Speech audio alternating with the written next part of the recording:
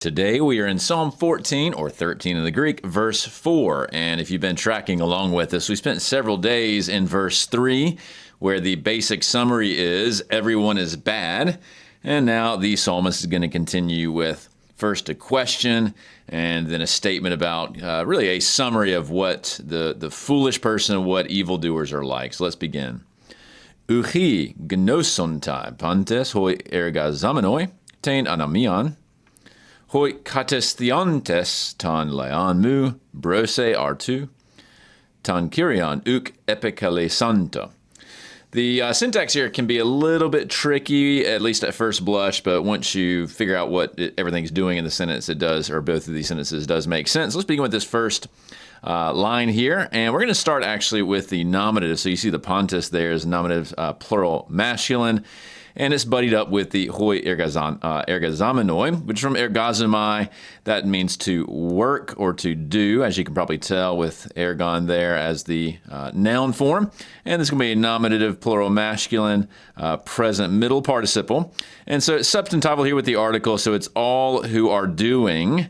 And what are they doing? Tein anomion, which would be lawless deeds or something to that effect. Now, it's worth pointing out that some manuscripts have adikion here, which would be something like injustice, and that may relate to different ways of translating the Hebrew there, which is basically something like doing iniquity or doing bad things. So you can see how there would be multiple ways of translating that. Now, what is the psalm saying about all these people who are working lawless deeds or lawless action, I suppose you'd say it's singular? Uchi here would be the negative particle, so they do not know here. This is from gnosko, but you can tell that this is a future, say third plural future middle indicative from gnosko. So do they not know, or will they ever learn? That's what the Net's translation goes with. They say learn there. So stepping back, will all the doers of lawless activity ever learn or know? It's kind of a nice little question there. And then let's press on. Next, we have yet another substantival participle. This time it's from katestheo, a nominative plural masculine. In this case is a present active participle here, so you just see the ontes ending.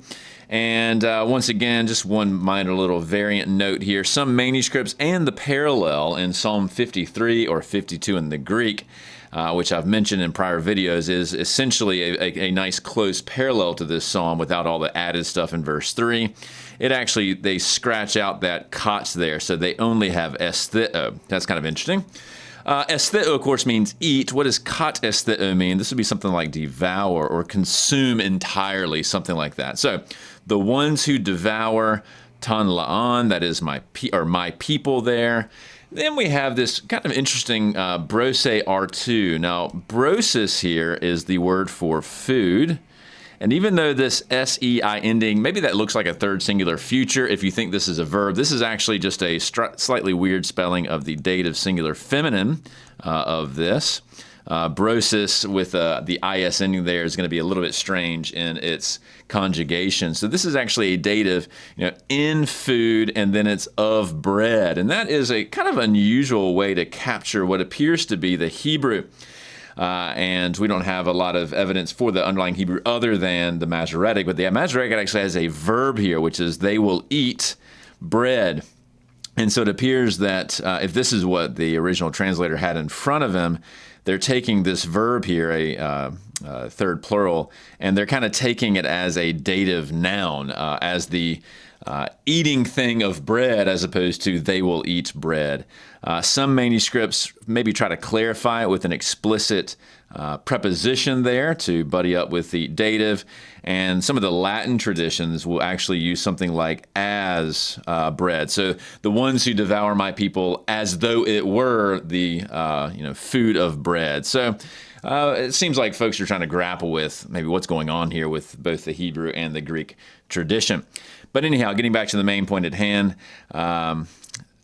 Tan kurion uk epikele santa, so they will not call upon the Lord. So epikaleo here, this is a third plural aorist middle indicative, to call upon or something like that. So those who devour my people as the food of bread do not call upon the Lord. And so again, two different statements about the nature of the fool who declares there is no God and those who are bad, really escalating things here in terms of what they're like. So Psalm 14, verse 4 in the books. Thanks a lot.